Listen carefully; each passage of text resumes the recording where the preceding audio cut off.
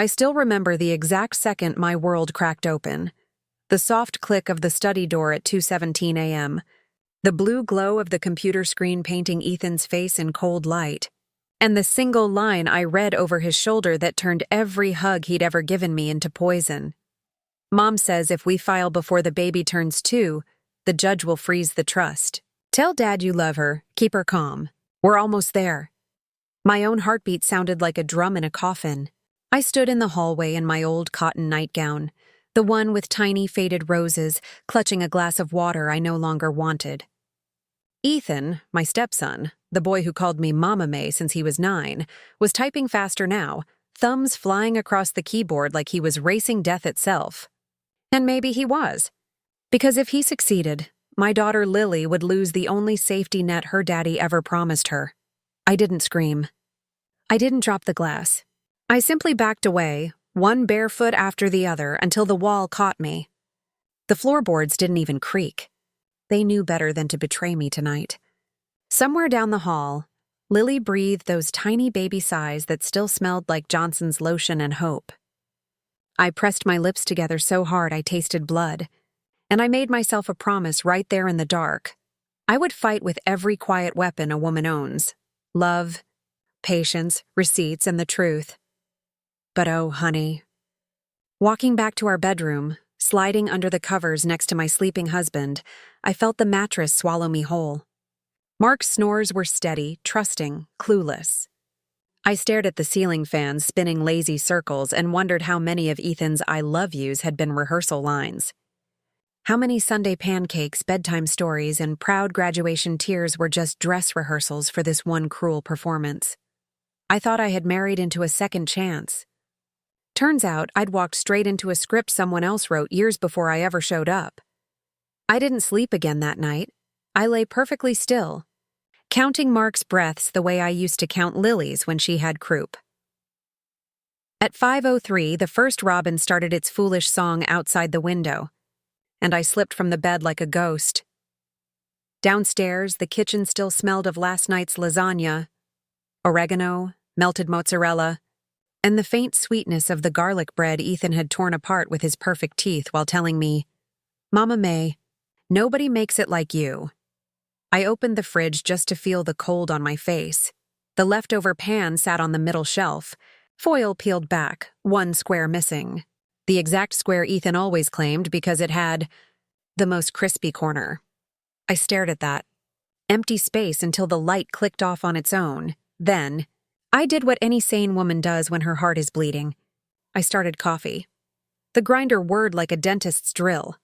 While it dripped, I opened the junk drawer, pulled out the little leather notebook I use for grocery lists, and wrote 3 words in shaking blue ink: trust, frozen, almost. I underlined almost so hard the pen tore the ye. Paper. Because almost meant I still had time. Almost meant Lily's future was still breathing. Almost meant I hadn't lost. Yet upstairs a door creaked. Ethan's, bare feet on hardwood. The same rhythm he'd had since he was 12. Heel toe, heel toe. Pause at the top of the stairs to listen. I closed the notebook, slid it behind the cereal boxes, and turned to the counter just as he appeared in the doorway wearing the gray hoodie I'd bought him for Christmas. "Morning, Mama May," he whispered, voice husky with sleep and something that used to feel like love. He opened his arms the way he had every morning for 8 years. I walked into them. I let him fold me against his chest, felt the steady thump of the heart I'd helped bandage when he fell off his skateboard at 14. I even breathed in the warm boy smell of his t-shirt, laundry softener, a hint of the cologne Mark gave him, and something metallic I couldn't name. Over his shoulder, I saw the baby monitor on the counter, Lily's tiny fist waving in black and white. I smiled into Ethan's hoodie and whispered back, "Morning, baby," but inside my head a quieter voice spoke, "Calm as Sunday rain. Hold him close. May, hold him close enough to feel when the knife goes in." I used to think a house only smelled like home after the 3rd pot of Sunday gravy had simmered on the stove. That was before I married Mark and learned a house could smell like 2 different childhoods braided together, the lemon polish on his mother's antique, sideboard and the faint baby powder cloud that followed Lily everywhere she waddled. Our place sat on a quiet cul-de-sac in Maple Ridge, the kind of street where kids still chalked hopscotch grids on the sidewalk, and every porch light flicked on at dusk like clockwork. The mailbox said, "The Harringtons," in peeling vinyl letters. Mark never got around to replacing. Inside, the walls carried 8 years of layered noise. Ethan's old skateboard rattling in the garage, Lily's battery-powered turtle glowing star shapes on the ceiling, and the low hum of Mark's jazz records spinning every Saturday while he graded papers in his slippers. Mark taught 11th grade history at the high school 3 miles away. He left every morning at 6:45 with a travel mug I filled to the brim and a kiss on my left temple, always the left, because that was the side closest to his heart when we slow danced in the kitchen. He came home at 3:27 on the dot, tie already loosened, calling out, "Where's my girls?" before the front door even clicked shut. I was 34 when I walked down the aisle in a simple lace dress the color of heavy cream. Ethan, 9 years old, all knees and freckles, stood beside his father in a navy suit 2 sizes too big, clutching the ring pillow like it might fly away. When the minister said, "You may kiss the bride," Ethan tugged my sleeve and whispered, loud enough for the first 3 pews to hear, "Can I kiss her too? She's gonna be my mom now." The laughter that rippled through the church still echoes in my ribcage on quiet nights. People said we were the postcard of blended families. I homeschooled Ethan for a year after the wedding because his real mama, Vanessa, had just moved to Denver for a tech job and the transitions were a little much for his sensitive soul. That's what the counselor wrote. What I remember is Ethan crawling into our bed at 3 a.m. the first week, whispering, "I dreamed you left." I'd rub circles on his narrow back until his breathing evened out. Then tiptoe to the kitchen to warm milk with a teaspoon of vanilla, the way my own auntie used to do for me. By the time Lily arrived, red-faced, indignant, perfect, Ethan was 12 and already calling himself Big Brother Protector. He built her a mobile out of painted wooden stars. He learned to change diapers without gagging. He stood on a stool to reach the stove and flipped pancakes into lopsided hearts while singing whatever song was stuck in his head that week. Mark would lean in the doorway, arms crossed, pride shining so bright I had to shade my eyes. Friday nights were sacred. We pushed the coffee table aside, laid out the old wool blanket, and had living room picnics. Menu never changed. Fried chicken from Miss Patty's on the corner, macaroni salad I made with extra sharp cheddar, and root beer in frosted mugs. Ethan claimed the drumsticks. Lily gnawed on crusts and left sticky handprints on everyone's shirts. After the food, we played Uno until somebody flipped the table, usually Mark, who hated losing to a toddler. Then we'd all pile onto the couch for one episode of whatever cartoon Lily pointed at. Ethan's arm draped over my shoulders, Mark's hand on my knee, the baby asleep across our laps like a warm little bridge.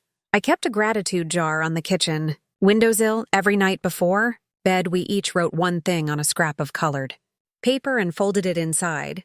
Mine were simple. Ethan held the door for Mrs. Alvarez. Lily said "Mama" clear as a bell. Mark brought home daisies for no reason. Ethan's were funnier. Dad sneezed during grace and sounded like a goose. Mama May's meatloaf could win wars. Reading them on New Year's Eve became our private fireworks. I never called myself Ethan's step, anything out loud. On school forms, I wrote May Harrington under Mother Guardian and never blinked. Vanessa sent birthday cards with $20 bills and signed them, "Love. Your real mom." I taped them inside Ethan's memory box without comment. He never asked me to.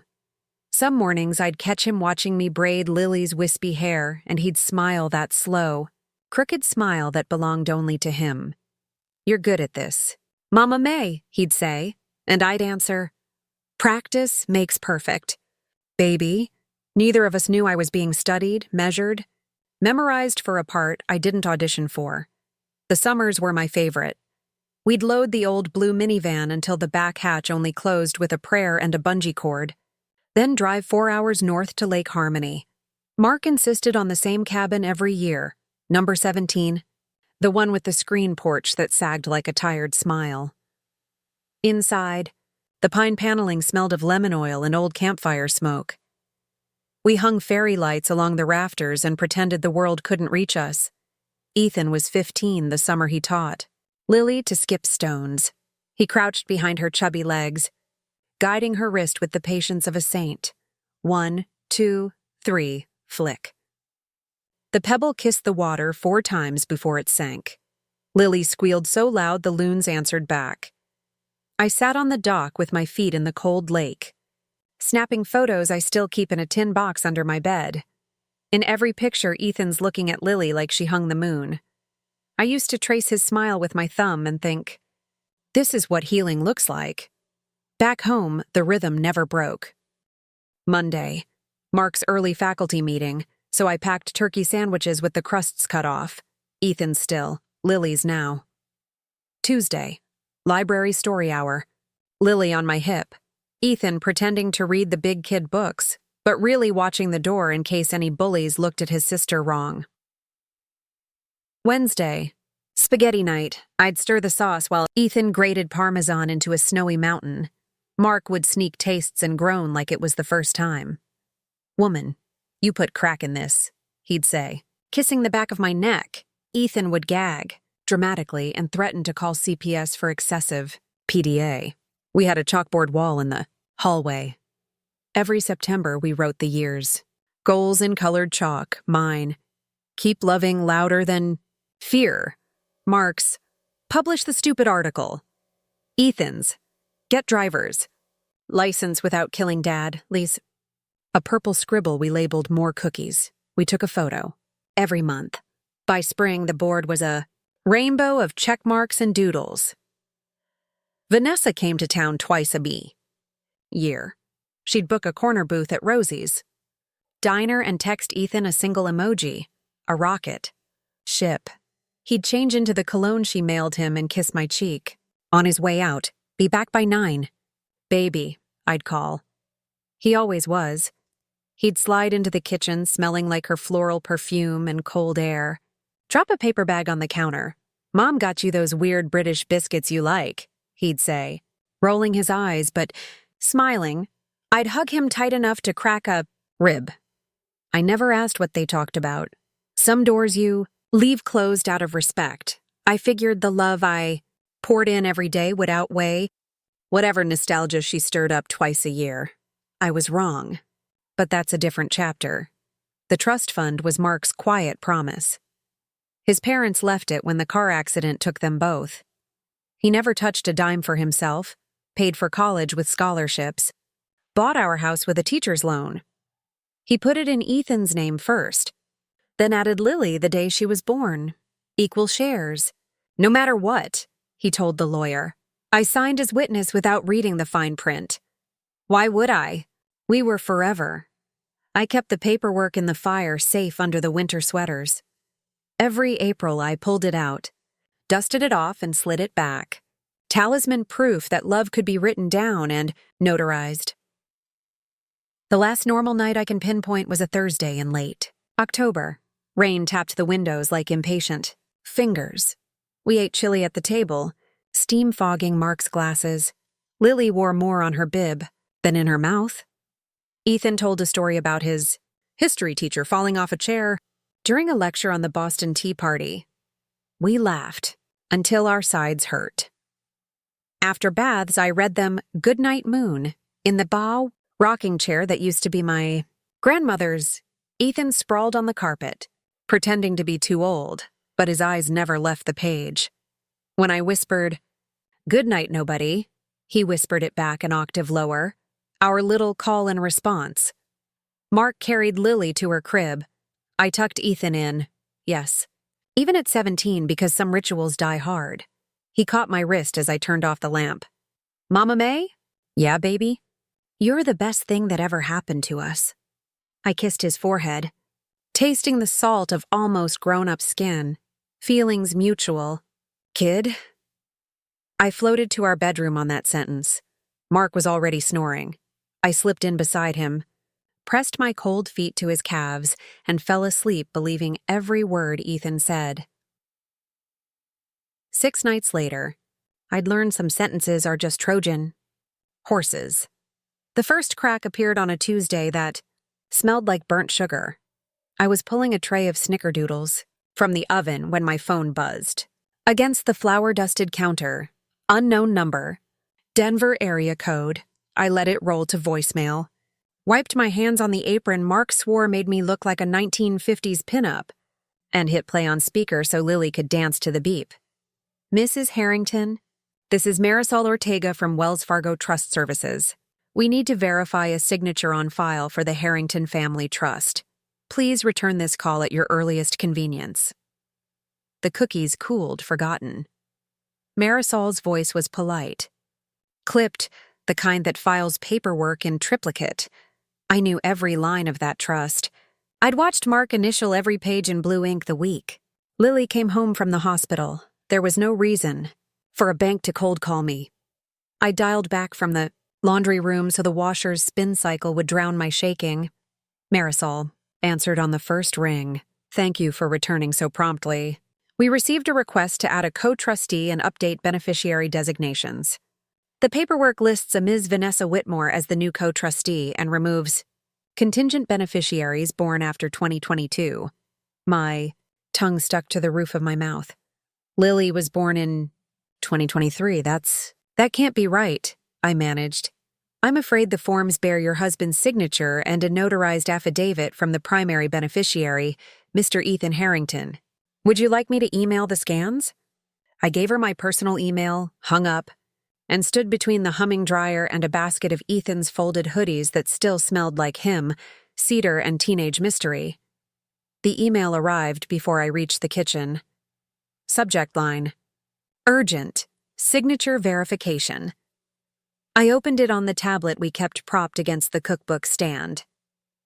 Page 1. Mark's signature. Yes, but the date was wrong. 3 weeks from now. Page 2. Ethan's bold scrawl across the witness line. Page 3. A sticky note in Vanessa's handwriting. I'd know those loopy V's anywhere. That read, File before the kid's second B-day. Clock's ticking. I zoomed until the pixels blurred. The notary stamp looked real. The bank's letterhead gleamed. But Mark was in parent-teacher conferences all afternoon. I'd packed his lunch myself. Turkey on rye, no mayo. Apples sliced into bunny shapes for Lily's snack.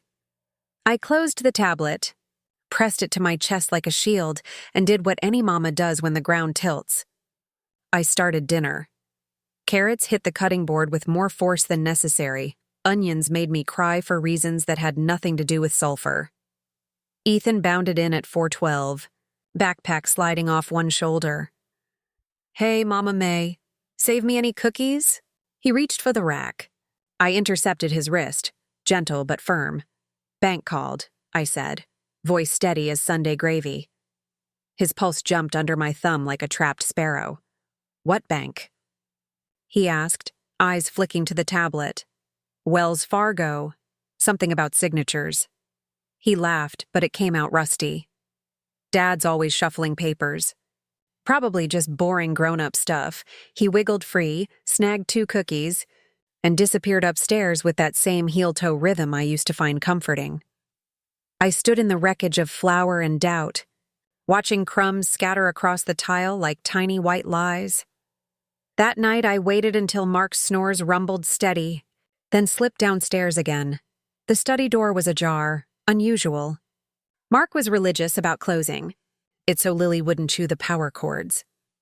Moonlight striped the carpet through half-open blinds. I nudged the door wider with my toe. The desk was too neat. Mark's usual chaos of graded essays and coffee rings had been replaced by a single manila folder centered under the green banker's lamp. Opened it with fingers that didn't feel like mine. Inside, a draft petition to the probate court titled, Petition to Modify Irrevocable Trust, Removal of Minor Beneficiary. Lily's full name was crossed out in red pen. In the margin, Ethan had written, Mom says this is cleaner. Less fight later. Next to it, a sticky note in Mark's handwriting. Discuss W. May after holidays? My knees gave out. I sat on the rug, folder in my lap, and listened to the house breathe around me. Somewhere above, Ethan's gaming keyboard clicked in soft bursts. Lily's nightlight hummed its plastic lullaby. And in my chest, a small, furious flame ignited. Not rage yet, just the clear, cold knowledge that love had been weaponized. I took photos with my phone. Every page, every note. Then I closed the folder exactly as I'd found it, aligning the corners the way Mark liked. I even fluffed the indentation my body left in the rug with the side of my foot. Back in bed, I curled against Mark's warm back and whispered into the dark. We need to talk about the trust. Baby. He mumbled something about glaciers and rolled over. I stared at the ceiling until the numbers on the clock bled into dawn. The next morning, Ethan ate his cereal standing up, earbuds in, nodding to a beat only he could hear. When he leaned down to kiss my cheek, I caught the faintest whiff of Vanessa's perfume clinging to his collar. Love you. Mama May, he said. Same as always. This time I didn't answer. Just watched the milk swirl in his bowl and wondered how many mornings I had left before everything curdled. I started keeping the house too. Clean. That's how Mark noticed. First. He came home to the smell of lemon Murphy. Oil and every baseboard gleaming like a drill sergeant's boots. May? Honey, he said, toeing off his loafers. Did we get robbed by the Swiffer ferry? I laughed the way you do when your throat is full of gravel. Just nesting, I lied, and handed Lily to him so I could scrub a pan that was already spotless.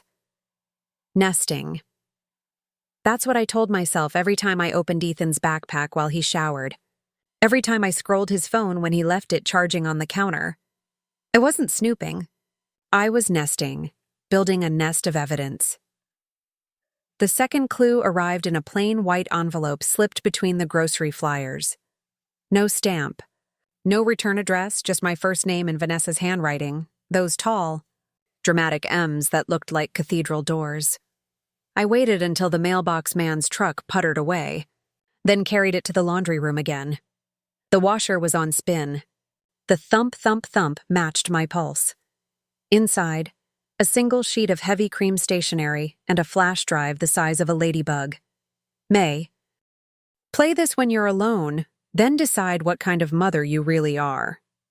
Phi locked the bathroom door, sat on the closed toilet lid, and plugged the drive into my laptop. One file. Ethan voicemails.mp3. I pressed play with the volume so low I had to lean into the speaker. Ethan's voice. Hushed, recorded at different times. The first clip was time-stamped 3 months ago. Mom. She still thinks the trust is 50-50. Dad signs whatever I put in front of him if I say it's for Lily's college. Just need your notary buddy to backdate one more form. Second clip, 2 weeks later. Tell Grandma's lawyer the amendment is housekeeping. May cries at Hallmark commercials. She'll fold if we make it about Lily's best interest. Third clip, just 4 days old. I hugged her this morning and she smelled like cookies and trust. Almost felt bad. Almost. The recording ended with a soft click. I played it again and again. Until Lily banged on the door with her plastic hammer, chanting, Mama, pee-pee dance. I deleted the history, hid the drive inside the hollow leg of Lily's old bouncy chair, and opened the door smiling. Coming, Captain Potty Pants. That night, Ethan helped with dishes like nothing had changed. He flicked soap bubbles at Lily. She shrieked with delight. Mark graded quizzes at the table. Red pen scratching. I dried the same plate 4 times, watching Ethan's reflection in the dark window above the sink. His mouth smiled. His eyes counted exits. Later, when the house slept, I crept to the garage. Ethan's bike helmet hung on a peg. Still damp from afternoon rain. I turned it upside down, taped inside the padding, a spare key to the study. I pocketed it, heart hammering so loud I was sure the motion sensor light would flick on. It didn't. The next morning I called the school. Voice syrupy. Ethan woke up with a migraine. Keeping him home Mark kissed us both goodbye, oblivious. As soon as the minivan backed out, I marched upstairs. Ethan was still asleep, one arm flung over his head, mouth slightly open. He looked 12 again. I sat on the edge of his bed and waited. His eyes fluttered open. "Mama May?" Sleep made his voice small. "Morning, baby." I kept my hands folded in my lap so he wouldn't see them shake. "Feeling better?" He rubbed his face. "Guess the migraine was fake, huh?" I let the silence stretch until it snapped. "Ethan, I need you to listen without interrupting. Can you do that for me?" He nodded, suddenly wide awake. I laid the flash drive on his blanket like a dead moth. "Your mom sent me this." His tan drained to ash. "I was going to tell you—" "When?" My voice stayed soft. "The way you talk to a horse about to bolt," after it was done. "So you wouldn't worry." "Worry about my daughter losing her future?" He sat up, knees to chest. "It's not like that. Dad's money should stay in his bloodline." "Lily's— say it— he— couldn't." The word half hung in the air like smoke. Leaned close enough to see the tiny scar above. His eyebrow from the skateboarding. "Fall. I have loved you every single day since you were 9 years old. I have photos of you holding Lily the day she was born. You think I won't fight for her the same way?" His chin trembled. "Mom says you'll understand once it's over. That you'll still have Dad." I stood. "Your mom doesn't know what I understand." Downstairs, I poured him orange juice he didn't drink. We sat at the table like strangers at a bus stop. Finally, he whispered, "What happens now?" "Now," I said, "you decide whose son you really are." I left him there with the juice-sweating rings onto the oak. In the laundry room, I opened the washer, pulled out his favorite hoodie and buried my face in it. It still smelled like him. But underneath, faint as a lie, was Vanessa's perfume, gardenias and betrayal. That afternoon, I made an appointment. With a trust attorney whose ad I'd seen on the back of the city bus. I scheduled it under my maiden name. I paid the consultation. Fee from the coffee can marked Lily's college. I did not tell Mark. When Ethan came down for dinner, he hugged me from behind while I stirred green beans. His arms felt exactly the same. "I'm sorry," he breathed, against my hair. I patted his hand. "I know, baby. Eat your vegetables." But I served him 2 helpings of everything, because growing boys need strength, and because I wasn't sure how many more dinners we had left before the police, or the lawyers, or the truth sat down at our table and took the biggest share. I scheduled the attorney for a Wednesday when Mark had an all-day field trip to the state capitol, and Ethan thought I was taking Lily to Mommy Me gymnastics instead. I drove us 40 minutes south to a brick building that smelled of burnt coffee and old secrets. The receptionist called me Ms. Carter, my maiden name, and handed Lily a bowl of goldfish crackers so I could speak plain. Mr. Lang was 60, bald, and gentle as a grandfather until he slid his glasses down his nose and said, "Mrs. Harrington, what you're holding is felony fraud." He laid the papers across his desk like autopsy photos. Mark's signature on the amendment? Forged? The notary? Vanessa's sorority sister who now worked at a UPS store in Denver. The backdated postmark? A printable label from an online service. Every stamp, every seal, every loving note in the margin, counterfeit. I felt the room tilt, then right itself. Lily banged her sippy cup on the plastic chair and sang, "Wheels on the bus, round and round."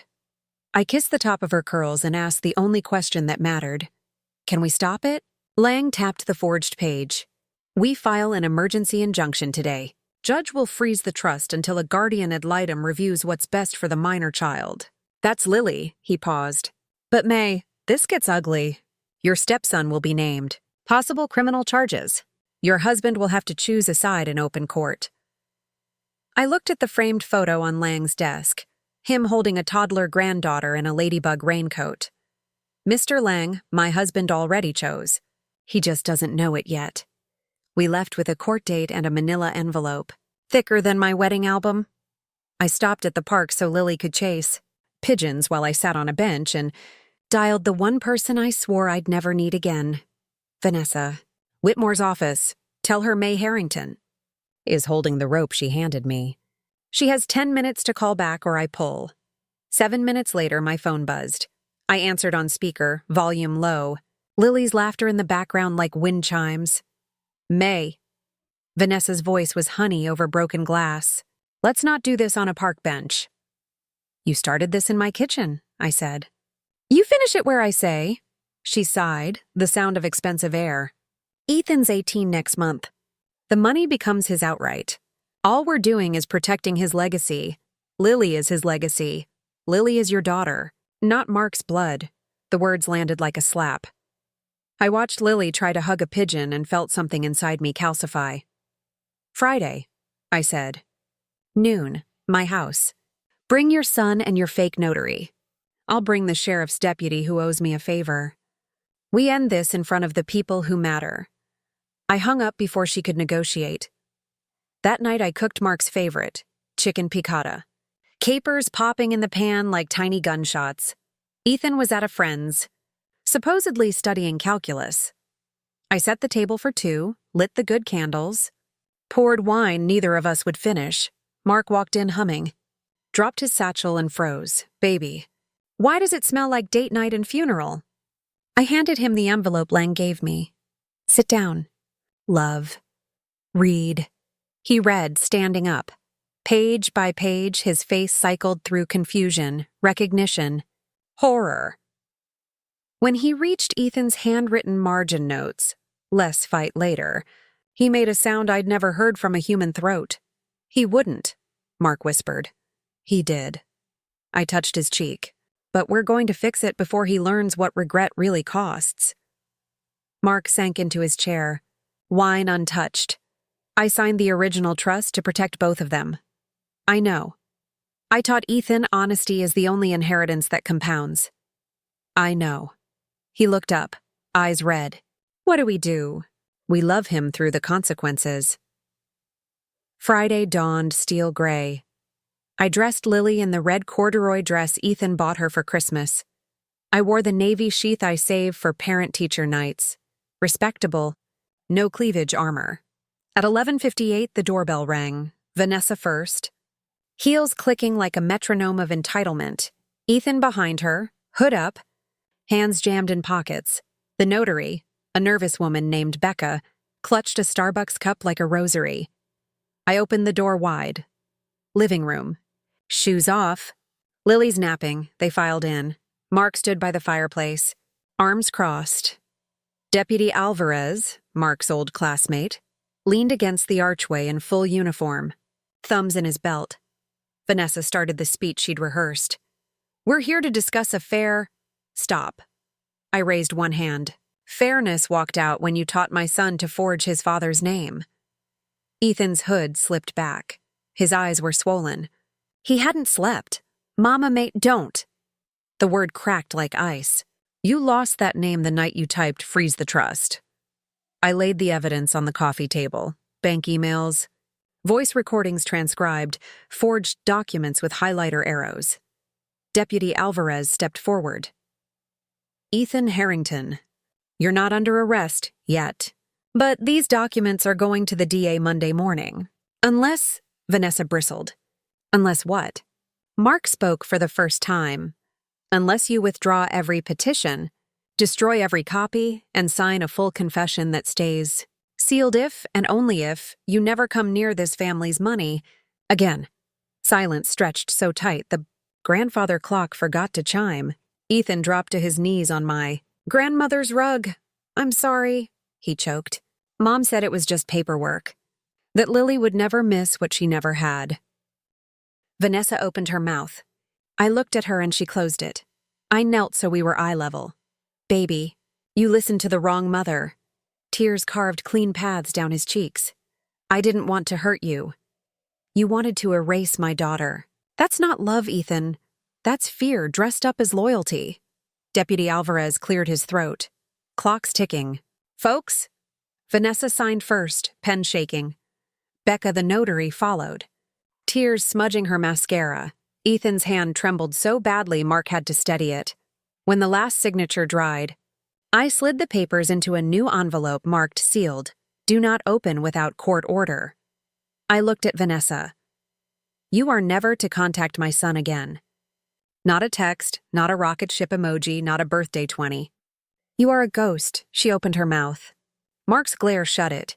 She clicked out on those expensive heels without looking back. Ethan stayed on his knees. Mark and I stood over him like weary sentries. Finally, Mark spoke. Upstairs. Pack one bag. You're staying with Uncle Ray until graduation. No phone, no car, no trust fund. You'll earn every dime for college washing dishes at the diner. When you can look your sister in the eye without flinching, we'll talk about coming home, Ethan nodded, sobbing too hard for words. I walked him to the stairs. At the first step, he turned. Mama May, will you ever?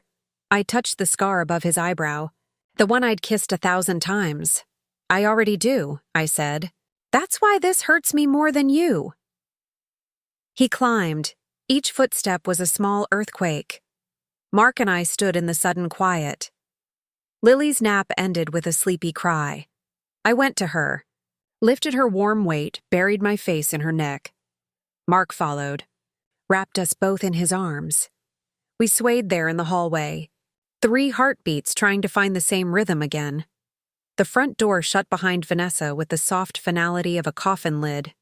Deputy Alvarez tipped his hat, murmured, "Call if you need me," and left us alone with the smell of gardenias and scorched trust. Mark's shoulders folded forward like a man who'd just carried his own casket.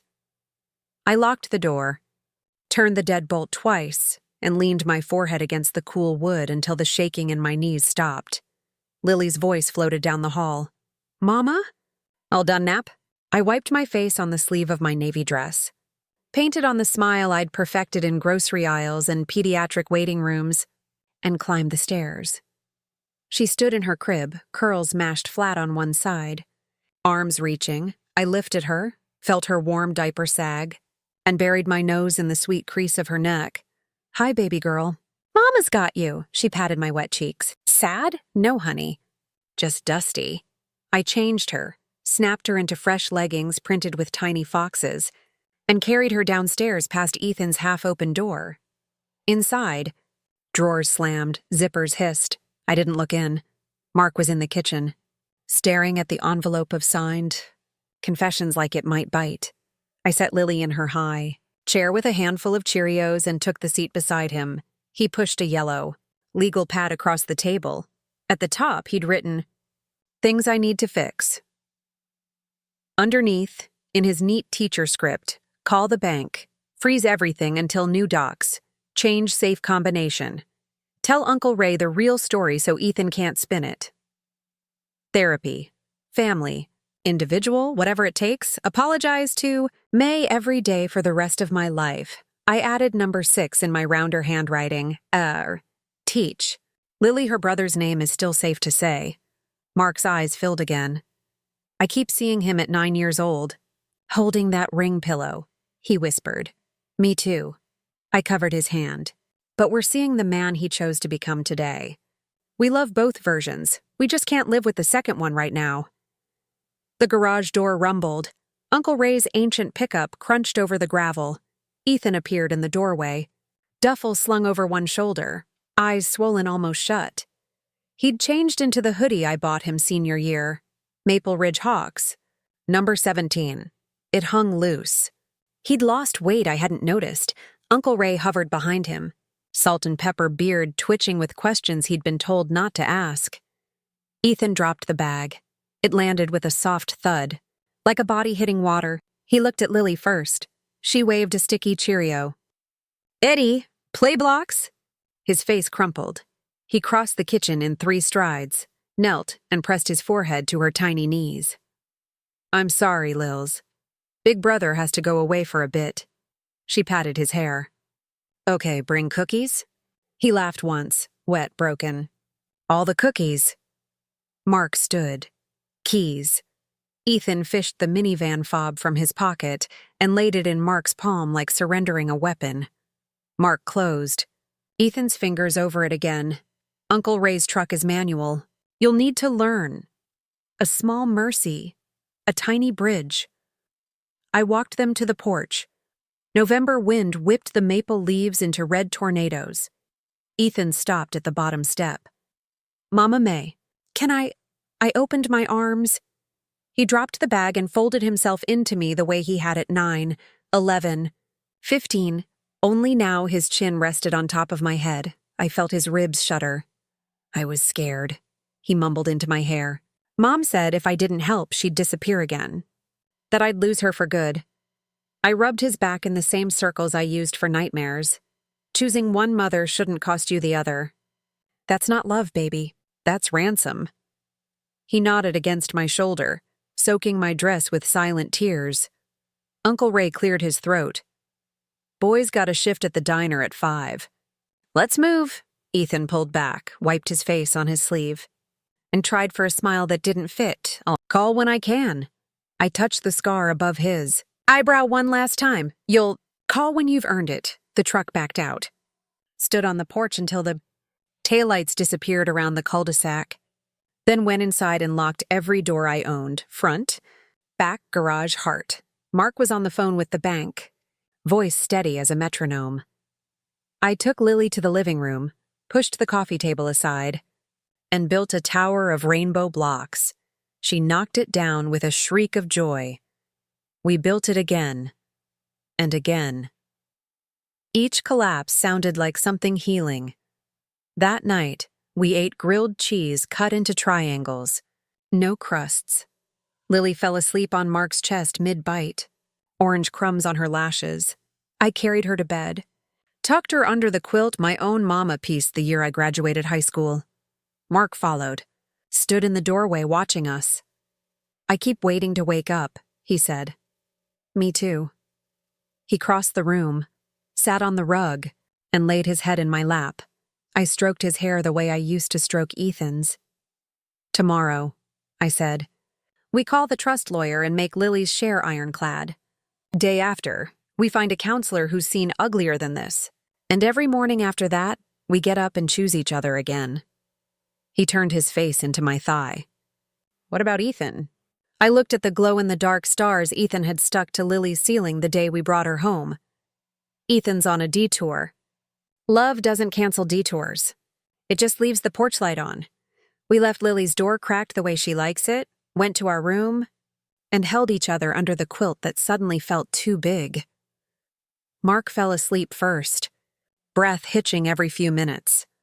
I stared at the ceiling fan and counted the days until Ethan's first paycheck, his first honest ache, his first unscripted "I love you" at 2:17 a.m., same witching hour I'd caught him at the computer. I slipped downstairs.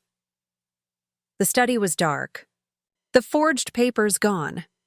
I opened the fire safe, pulled out the original trust, and added a fresh page I'd printed that afternoon. At the top, Addendum, Harrington Family Trust. In the center, in bold, blood does not outrank breakfast. Any child raised at this table is heir to every crumb. I signed it. Mark had already signed in the kitchen, tears blotting the ink. I notarized it myself, online notary. $25 worth every penny. Then I slipped it into the safe, spun the dial, and whispered to the empty room, "Try freezing that."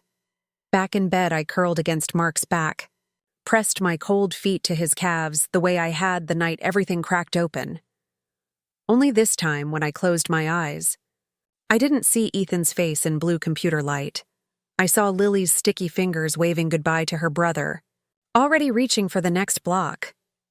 The morning after Ethan left, the house forgot how to be loud. No size 12 sneakers thumped overhead. No bass from his gaming headset leaked through the floorboards. The quiet had teeth. I woke before the sun, slipped into yesterday's jeans, and started coffee the way a soldier loads a rifle, one measured scoop at a time. Mark shuffled in wearing the same sweatpants he'd slept in. His eyes were puffy, but his jaw was set. "We do this together," he said. "Every bullet, every bandage," I answered. We clinked mugs like champagne flutes. Step 1. Secure the money. At 8:02 a.m., we sat in Mr. Lang's conference room with a box of donuts and a stack of fresh paperwork. Lang had worked through the night. The bags under his eyes could carry Groceries, he slid 2 documents across the table. Emergency temporary guardianship of Lily's trust share. Grants me sole signature power until she's 25. Revocable living trust for Mark and me. Everything we own pours into it. If we die, Lily gets 100%. Mark signed without hesitation. I signed slower, feeling the pen carve new grooves into the future. Lang notarized, dated, scanned, and uploaded to 3 separate cloud vaults. Then he handed me a flash drive on a keychain shaped like a tiny house. "Your new fortress," he said. "Memorize the password, then swallow it." I laughed, my first real one in days, and tucked the keychain into the cup of my bra. Step 2. Insulate the family. We changed every password, every PIN, every garage code. Mark called the bank and added 2-factor authentication that texted my phone only. I drove to the post office and rented a P.O. box under Lily's full name. All trust mail now went there. On the way home, I stopped at the hardware store for a new fire safe, bigger, heavier, bolted to the foundation in the closet. The clerk asked if we were prepping for a hurricane. "Something like that," I said. Step 3. Protect the narrative. I knew Vanessa would not stay a ghost. She had LinkedIn, group chats, and a venomous tongue. So I got in front of the story before she could weaponize it. First, the family group chat. I sent a voice note at 2:14 p.m., kids napping in the background.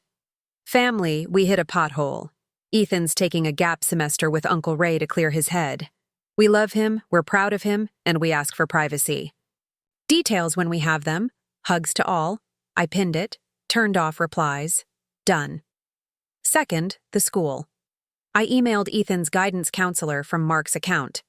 "Family emergency. Ethan withdrawing effective today. Transcripts to follow."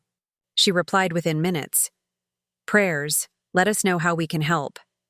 Teachers loved Ethan. They'd mourn quietly and move on. Third, the neighbors. I baked banana bread, the kind with the streusel topping Mrs. Alvarez can't resist, and walked it over at dusk. Ethan got an early acceptance to a leadership program in Colorado. I lied smoothly. Intense. Phones surrendered. Letters only. Mrs. Alvarez hugged me so hard the foil cracked. "That boy's going places," she declared. "Yes, ma'am. Just not the places you think." Step 4. Gather ammunition I hoped never to fire. I printed every email, every forged page, every transcribed voicemail. 3 copies, 1 in the new safe, 1 in a safety deposit box I opened under Lily's name.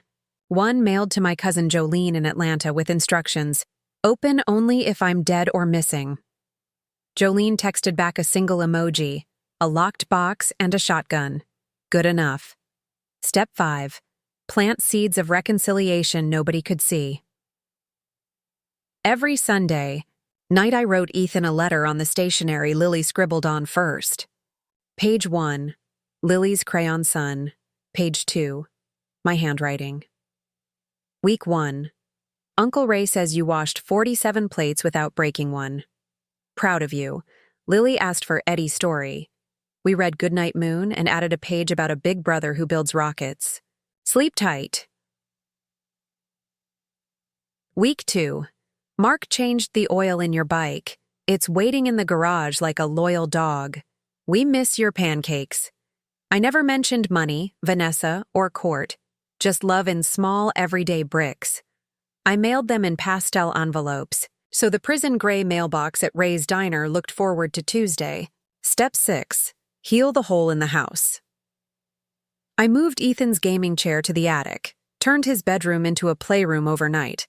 Yellow paint, teepee, bookshelf shaped like a tree. Lily ran circles yelling, "New! New!" Mark hung the mobile Ethan built for her above the crib. The wooden stars still spun, catching lamplight like tiny promises. At night, Mark and I started a new ritual. We sat on the kitchen floor, backs against the cabinets, and passed a pint of mint chip back and forth. We made 2 lists on the chalkboard wall. What we lost Ethan's laugh at 6:30 a.m. His size 12 shoes by the door. The illusion of safety, what we kept, each other Lily's future. The recipe for his favorite chili every night, we erased one item from the lost side and added two to the kept. By week 3, the chalkboard looked drunk with hope. One evening the phone rang. Uncle Ray. He never called. Mark put it on speaker. "Boy wants to talk," Ray grunted. 2 minutes. Rustling, then Ethan's voice, thin as November ice. "Hi." "Hi, baby," I said. A long breath. "I broke a plate today. On purpose. Felt good to break something that wasn't us." Mark closed his eyes. "Good," he said. "Breaking is how you learn not to." Ethan whispered, "I hate the quiet." I smiled into the receiver. "Then fill it, Ethan. One honest word at a time." Click. 2 minutes exactly. Mark hung up and looked at me like I'd hung the moon.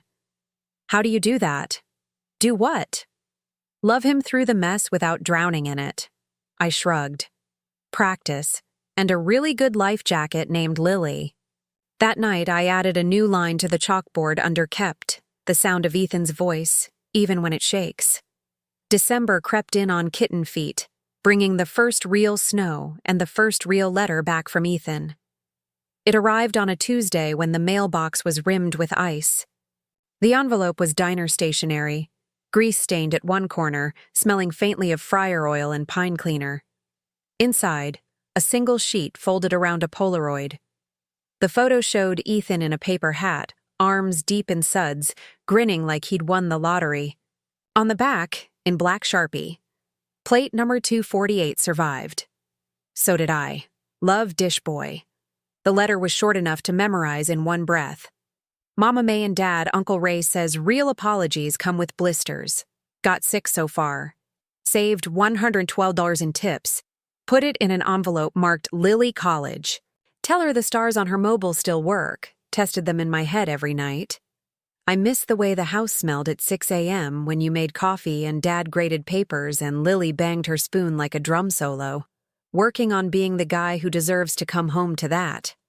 One plate at a time. EI read it aloud at the breakfast table. Lily clapped at the word stars. Mark's eyes glistened over his oatmeal. I tucked the Polaroid into the gratitude jar beside a yellow scrap that read, "Ethan washed 248 plates without cursing, probably." That night, we mailed him a care package the size of a shoebox.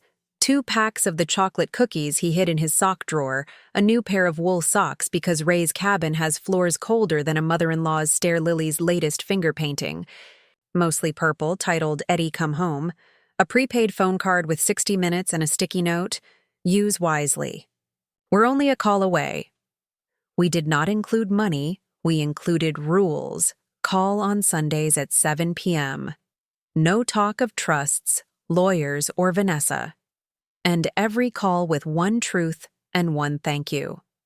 The first Sunday call came from a landline that smelled like bacon through the receiver. Ray passed the phone like it was fragile. Ethan's voice had dropped half an octave from exhaustion. "Truth," he said without greeting. "I used to think money was love. I was wrong. Thank you," he added, "for teaching me the difference." Lily grabbed the phone and yelled, "Eddie, stars spin!" He laughed, the old laugh, rusty but real. Mark took the receiver last.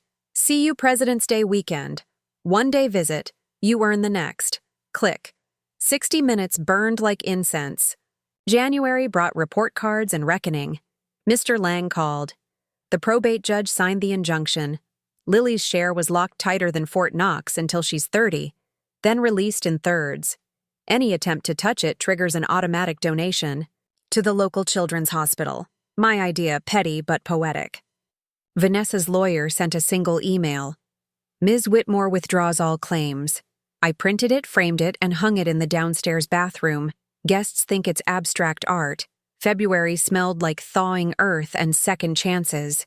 We turned Ethan's old room into a real guest suite. Navy walls, grown-up quilt, a desk facing the window. I left one thing untouched. The height marks on the closet doorframe. Years old. 4'6", 5'2", 17, 6'1". I traced them with my finger and whispered, "Room to grow, baby. Always room." President's Day weekend arrived with a thaw that turned the cul-de-sac to mush. Ethan stepped off the Greyhound at 2:14 p.m., wearing Uncle Ray's old Carhartt jacket 2 sizes too big. His hands were rough, knuckles scabbed from hot water and broken plates. Lily spotted him first. She tore across the slush in her ladybug boots. Screaming, "Eddie, Eddie, home!" He dropped to one knee and caught her mid-leap. She smelled his neck, patted his cheeks, and declared, "You big now." He buried his face in her curls and cried without shame. We kept the visit simple.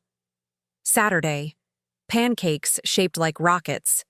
He flipped them higher than he ever had, caught everyone. Afternoon, sledding on the golf course hill. Mark pulled Lily. Ethan pulled me.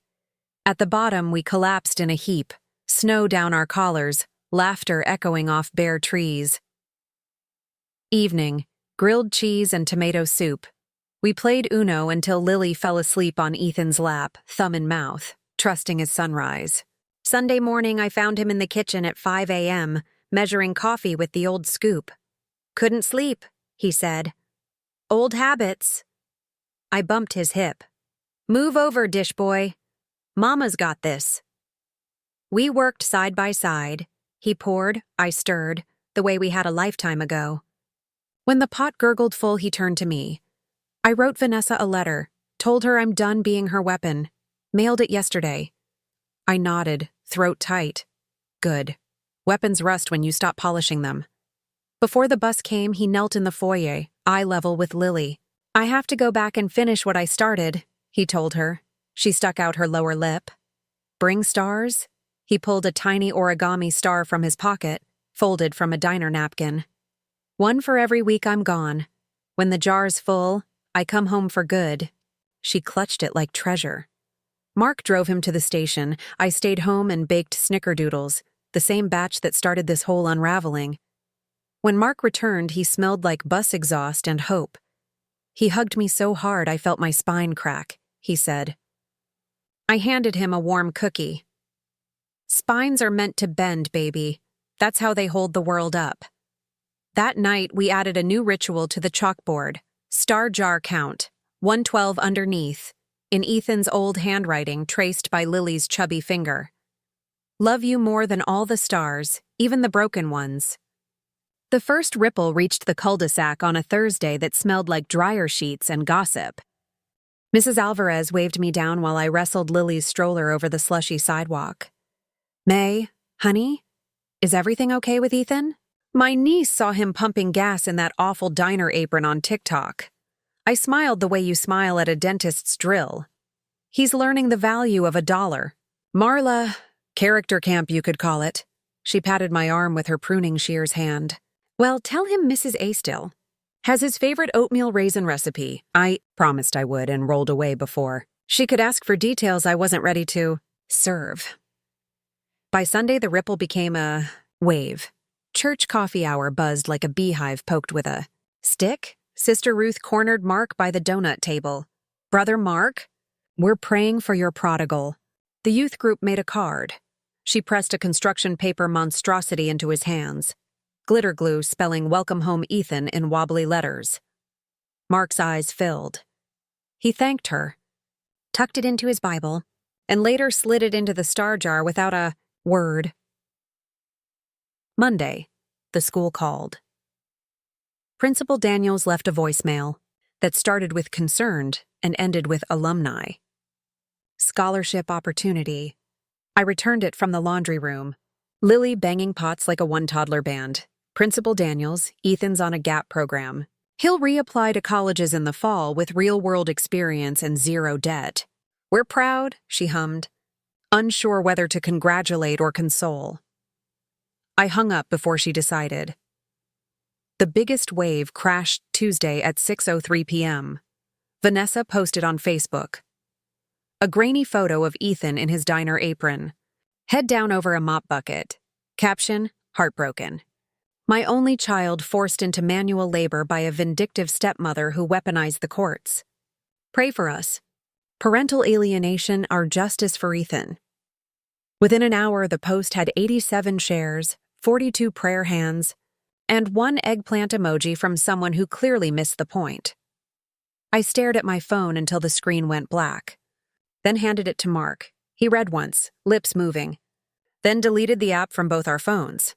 Armor up, May. We put Lily to bed early, poured 2 fingers of the bourbon we save for funerals, and opened my laptop. Step 1. Truth. But gentle.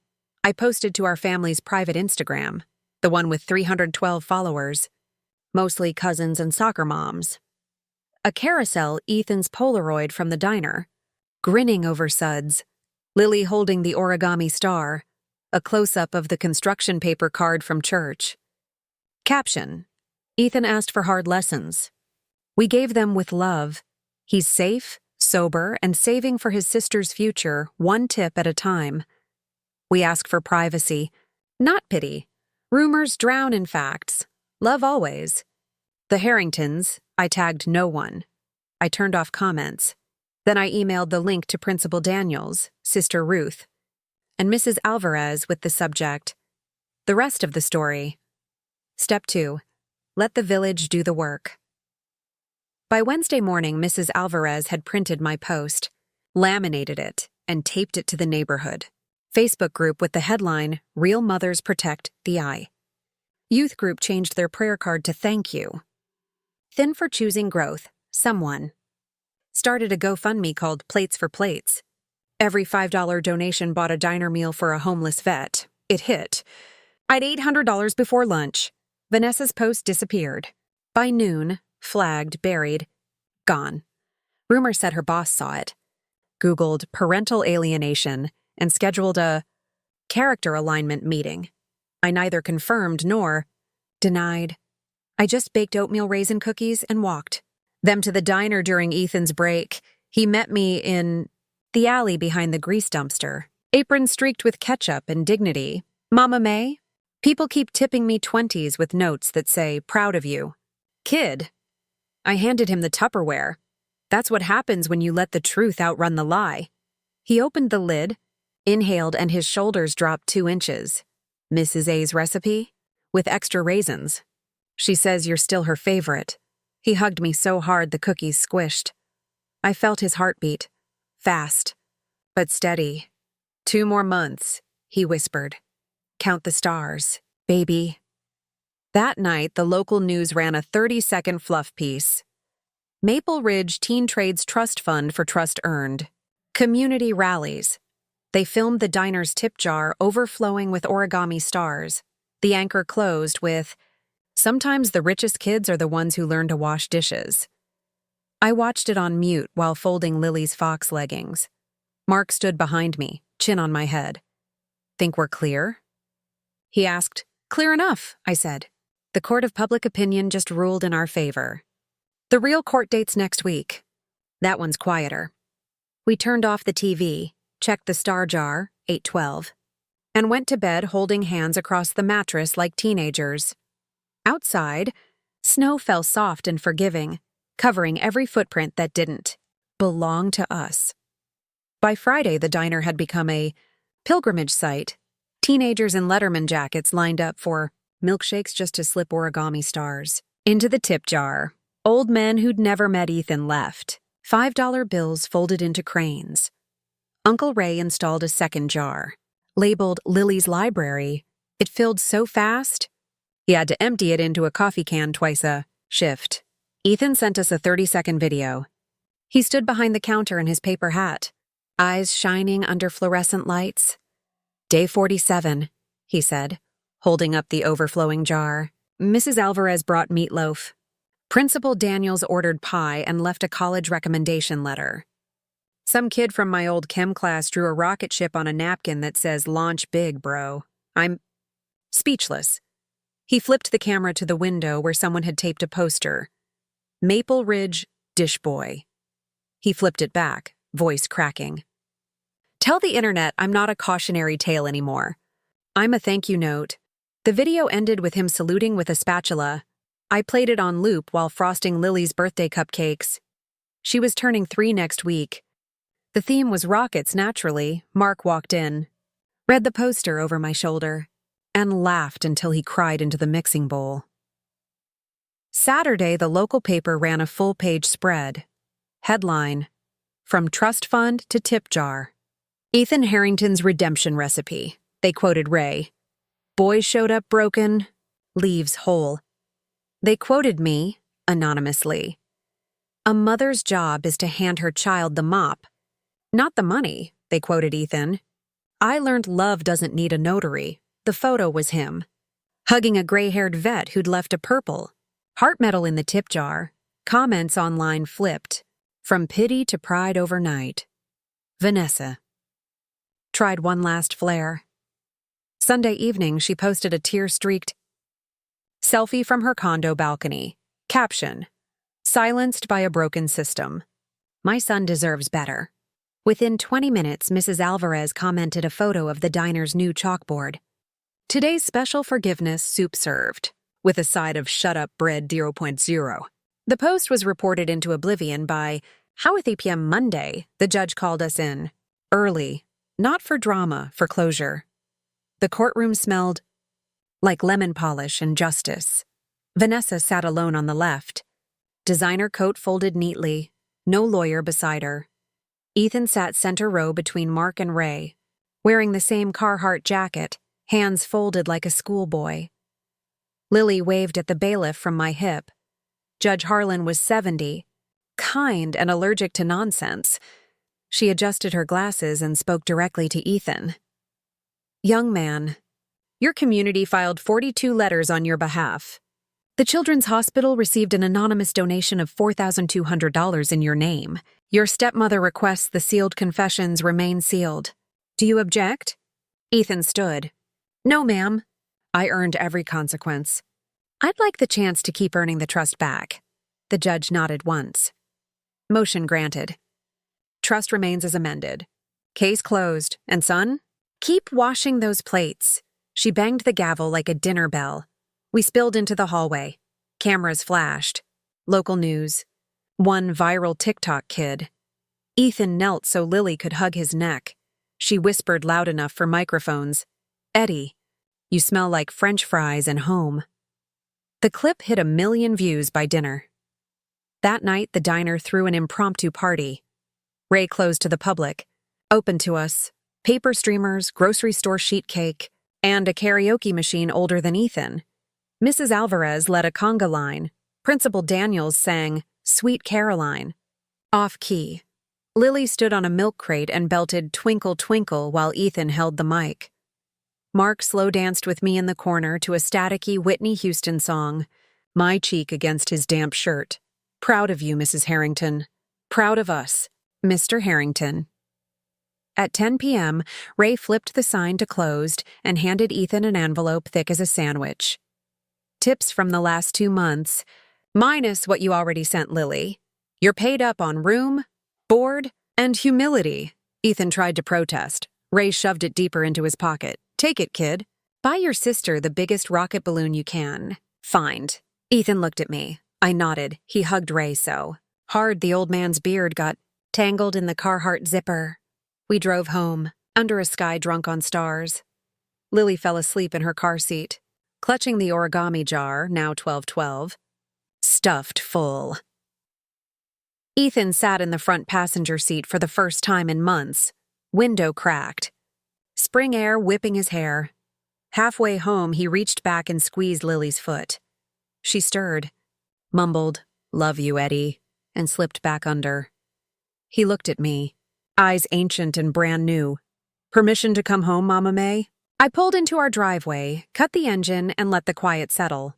Permission granted, dish boy, but the apron stays. Somebody's got to teach Lily how to flip pancakes into rockets. He laughed. Full, rich, healed. The porch light flickered on. "Sensor triggered, bathing us in warm gold," Mark whispered. "Welcome home, son," Ethan whispered back. "Feels like I never left." We carried Lily inside, tucked her under the spinning stars. Ethan dropped his duffel in the foyer, kicked off his boots, and padded to the kitchen in sock feet. The coffee pot gurgled to life at 5:58 a.m. the next morning. Old habits. New heart. I found him at the stove, spatula in hand, shaping batter into perfect rockets. He slid a plate across the island. First stacks for the best mama in the galaxy. I took a bite, cinnamon and vanilla exploding on my tongue. He watched me chew, nervous as a kid on report card day. I swallowed, smiled, and opened my arms. He folded into them like he was 9 again, only this time when he whispered, "Love you." "Mama May," I believed every syllable. The first morning with all 4 of us under one roof again smelled like redemption and burnt toast. Ethan overshot the toaster setting. The smoke alarm sang its one-note aria. He flapped a dish towel like a surrender flag while Lily clapped and yelled, "Again!" Again, Mark opened every window. Laughing so hard, he wheezed. I stood in the middle of the kitchen in my faded robe and felt the house exhale 8 months of held breath. We didn't talk about the past. We simply lived in the present, one small ritual at a time. Breakfast rules were posted on the fridge in Lily's magnetic letters. Ethan makes pancakes. Lily pours the syrup with supervision. Mama. May sits down first.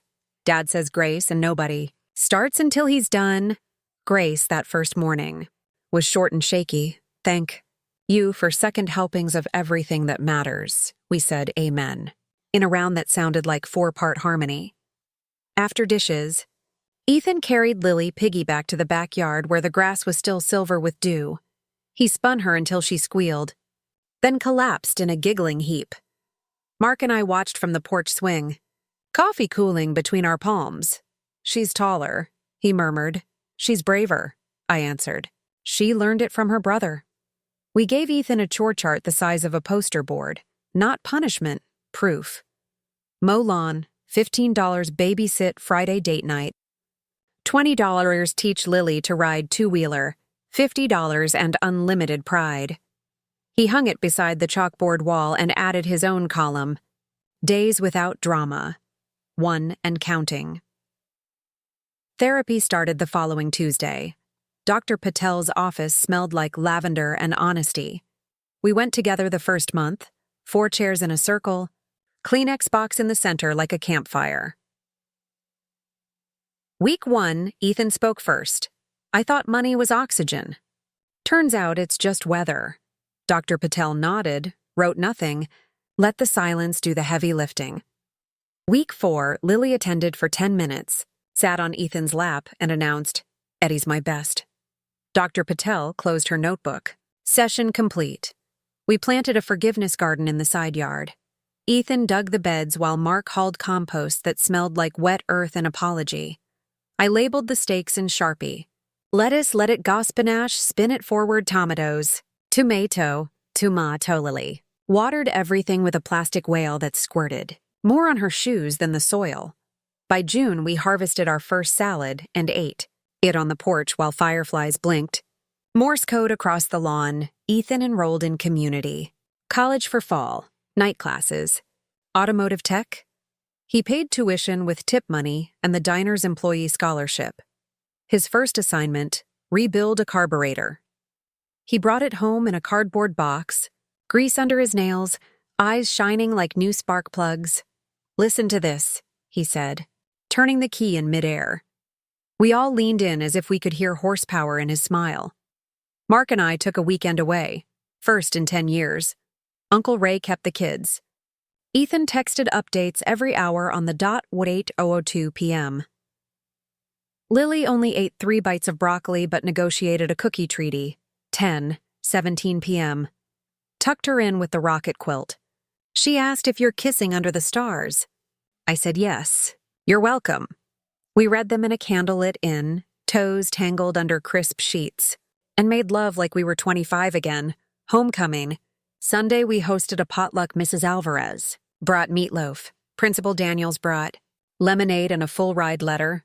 From the State University, contingent on 2 semesters of straight A's, Sister Ruth brought her famous 7-layer dip and a prayer that ended with "Amen and pass the chips." Ethan stood on a chair and clinked his iced tea glass. I used to think inheritance was something dead people left you. Turns out it's something alive people keep giving. He looked at me. "Mama May, You gave me the hardest gift wrapped in the softest love. I'm still unwrapping it every day." The backyard erupted in applause and camera flashes. Lily tugged his pant leg. "My turn!"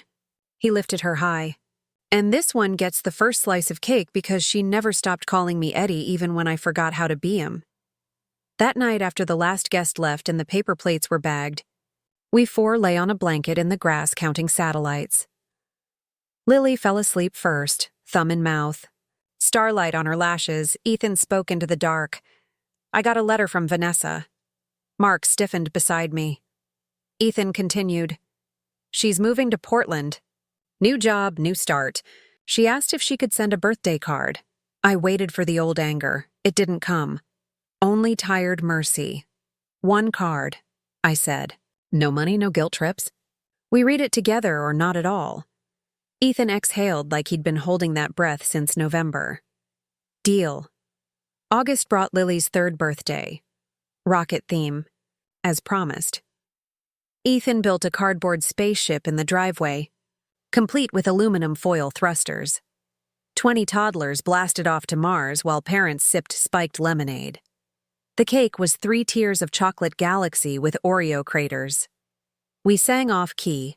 Lily blew out candles shaped like the number 3, and Ethan caught the moment on his new phone, paid for with oil change, money. Later, he airdropped the video to the family chat, titled "Launch Sequence Successful, Fall." Semester started. Ethan left for class at 6 p.m. with a backpack and a lunch.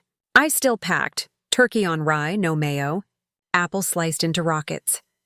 He kissed Lily's forehead, fist-bumped Mark, and hugged me at the door. "Be home by 10, I called. 10:05, he grinned. "Gotta fill the tank. The minivan. His now." Title transferred on his 18th birthday. Rumbled down the cul-de-sac. Taillights winking goodbye. Mark and I stood on the porch until the sound faded. He slipped his arm around my waist. "Think we did okay?" I leaned into him, felt the steady thump of the heart I'd trusted with my shattered one. "We did better than okay. We did forever." October painted the cul-de-sac in watercolor, golds and lipstick reds. Ethan's first report card from community college arrived on a Thursday that smelled like wood smoke and possibility. 4 A's, 1 B+, and a handwritten note from Professor Delgado. Ethan asks the best questions. Reminds me why I teach. We framed it beside Lily's. Finger painting of a purple dinosaur wearing a graduation cap. That night, we celebrated with root beer floats in frosted mugs. Ethan raised his glass first. "To the family who taught me grades are just love measured in ink." Lily clinked her sippy cup so hard root beer sloshed onto her unicorn pajamas. We cheered anyway. November. Brought the first hard frost and the first honest letter from Vanessa. It came in a plain white envelope addressed to all 4 of us. No perfume, no loopy V's, just block letters that looked effortful. "Dear Harringtons, I start therapy next week. Portland rain is good for crying in public." I kept one photo, Ethan at 6, gap-toothed, holding a lightsaber. The rest I deleted. If Lily ever wants to know why her brother smells like French fries in old pictures, tell her the truth. I'm learning to live with it. No reply needed. Ethan read it aloud on the porch swing, breath fogging in the cold. When he finished, he folded the letter into a paper airplane and launched it toward the maple. It caught an updraft, sailed over the roof, and disappeared. "Good riddance," he said. Lily chased the invisible flight path, yelling, "Airplane, go night-night." We let the moment land soft. Thanksgiving, we cooked for 20. Uncle Ray carved the turkey with a pocket knife and wore stories. Mrs. Alvarez brought 3 pies and a new boyfriend, who called Ethan young man with genuine respect. Dr. Patel came in a sweater, vest, and ate 2 helpings of my cornbread dressing, declaring it therapeutic. Lily wore a pilgrim hat made from a paper plate and demanded everyone say one thing they were thankful for before seconds. Ethan went last. He stood, apron still on from mashing potatoes, gravy flecked on his cheek.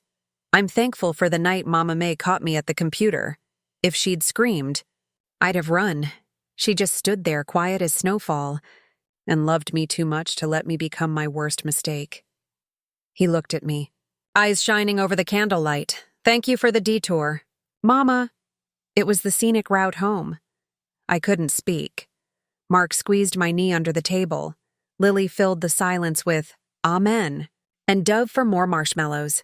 Christmas Eve, we drove to the children's hospital with the 4,200 the town had raised in Ethan's name. He handed the check to a nurse whose eyes went round as ornaments. We sang carols in the lobby off-key, while kids in wheelchairs waved light-up wands. Lily fell asleep on Ethan's shoulder during Silent Night, trusting the way only 3-year-olds. And on the way home, snow started, fat, lazy flakes that stuck to the windshield like forgiveness. Ethan whispered, Best Christmas ever, and meant it. New Year's Eve we stayed in. Pajamas by 8 p.m. Sparkling cider and plastic flutes. At 11:58, we carried Lily to the front porch wrapped in the rocket. Quilt.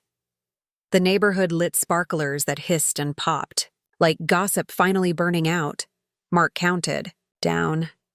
Ethan held the phone so Uncle Ray could watch on FaceTime.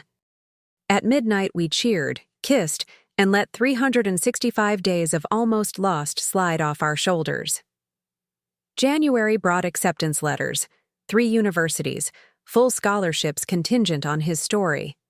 He chose the state school 20 minutes away, close enough for Sunday gravy, far enough for growing. We toasted with chocolate milk. February 14th. Ethan took his first paycheck from the garage where he apprenticed and bought Lily a red tricycle with a bell that sounded like laughter. He taught her to pedal in the driveway, while Mark filmed, and I held my breath every time she wobbled. She rang that bell until the neighbors came out clapping. Mrs. Alvarez declared it the cutest Valentine the cul-de-sac ever saw. Spring semester he moved into the dorm, but came home every Friday with laundry and stories. His roommate was a foster kid from Detroit who'd never had Sunday gravy. We fixed that. Lily started preschool 3 mornings a week. Her first art project was a family portrait, stick figures holding hands under a rainbow labeled, My Brover Eddie Fixed the Rain. We hung it above the fireplace. One May evening, Ethan pulled me aside after Lily's bath. He held a small velvet box. Inside, a silver necklace with a tiny dish charm and a single star. For the mama who washed my heart clean, he said. I fastened it around my neck with fingers that still remembered the weight of forged papers. The dish rested right over my heartbeat. That night, Mark found us on the porch swing, my head on Ethan's shoulder, Lily asleep across our laps. He snapped a photo without flash. Later, he printed it, framed it, and hung it beside the chalkboard wall. Underneath, he wrote in dry erase, Some stories don't end, they just learn how to fly. Years will layer on top of this one, graduations, weddings, babies with Ethan's crooked smile and Lily's fearless giggle. But the scent of that May evening will stay in the walls, dryer sheets, tricycle bell, and the quiet click of a heart locking into its forever shape. We healed, honey. Not perfect, not painless, but whole. The porch light is off now. It's just me, the glow of this old laptop, and the soft tick-tock of the kitchen clock that survived every slammed door, every midnight tear, every sunrise pancake. Lily is asleep upstairs in the rocket ship pajamas Ethan outgrew and handed down. Mark's snores drift down the hall like a lullaby I never want to end. Ethan is in his dorm 20 minutes away, but his coffee mug still hangs on the rooster hook by the stove, waiting for Friday. I thought tonight I'd tell you the numbers, because numbers feel safer than feelings sometimes. 14,622 words ago. I stood in a dark hallway holding a glass of water and a heart split clean in 2. Tonight, that same heart is stitched with silver thread, stronger in the broken places, the way the Japanese fix cracked bowls with gold. But numbers don't hug you back, so let me give you the moments instead. The moment Ethan walked across the community college stage in a cap and gown that cost $42 at Walmart and received a standing ovation from professors who'd watched him rebuild carburetors and rebuild himself. The moment Lily, age 5 now, sounded out her first full sentence in the birthday card she wrote him. "Dear Eddie, you are my hero because you washed dishes and still smelled like love." The moment Mark and I renewed our vows in the backyard, under the same maple that caught Vanessa's paper airplane with Mrs. Alvarez officiating because the internet ordained her for $12 and a dream, Ethan held the rings. Lily scattered dandelion fluff instead of petals. We promised in plenty and in plates, and meant every syllable. I kept every origami star. They live in a mason jar on the windowsill above the sink. When the sun hits just right, the kitchen drowns in tiny paper rainbows. Some mornings Lily stands on a stool, unscrews the lid, and lets one drift to the floor. "Today's lucky star," she declares, and we all step over it like it's sacred ground. People still ask for the recipe, not the snickerdoodles, though I'll send that too. They want the recipe for how a family survives betrayal without becoming bitter. I tell them the truth. You start with one honest plate. You wash it until your hands prune. Then you hand the sponge to the person who broke it and say, "Your turn." You do this every day until the kitchen smells like lemon instead of gunpowder. I never press charges. The sealed confessions yellow in the safe, unread since the judge's gavel. Forgiveness isn't amnesia. It's choosing not to hand your future to the past. Ethan visits Vanessa once a year on neutral ground, a park bench in Portland, 30 minutes, no money exchanged. He brings Lily a snow globe. He brings Vanessa nothing but the man he's becoming. That's gift enough. Last week, Lily asked why some families on TV fight over money. I knelt to her level, dish towel still in hand.